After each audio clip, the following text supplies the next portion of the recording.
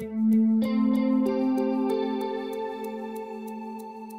just remember the day that the doctor called me after the testing. She started the conversation with, "Penny, I hate to be the one to tell you this, but you've got rheumatoid arthritis." The first time that I really noticed something, we had gone to Myrtle Beach, and my husband had a heart attack while we were there.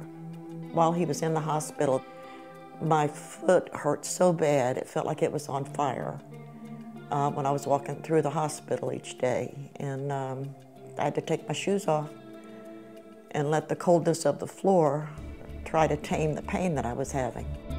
My personal doctor sent me to a foot specialist, and they did x-rays and told me that the bones in my toes had fused together. And then they decided that I probably was born that way, which I knew I wasn't. Because I also had Raynaud's disease and a few other skin conditions going on, they really started thinking that I was suffering from lupus. My RA did not show up in the blood work for years. I urge everyone to at least try some of the medications, and which I did in the beginning. And after about the sixth one,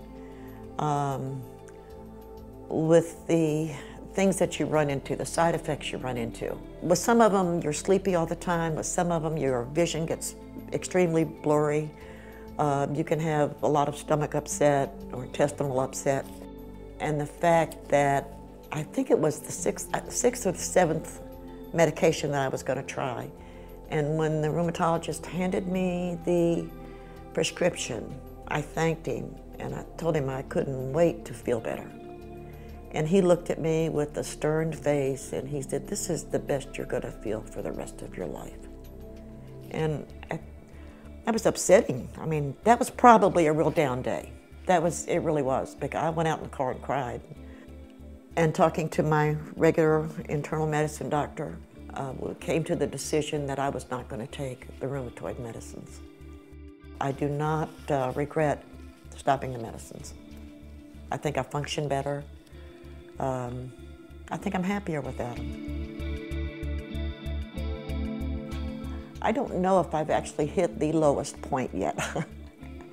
There are days that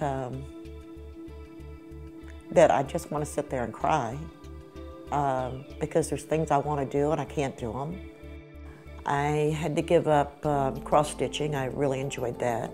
I don't sew like I used to sew. I love sewing. I have a Cadillac of sewing machines and it was my best friend. You know, I gave up doing my nails. You can't, if your fingers are turning, you can't get that polish on straight. You know, it's little things. You can't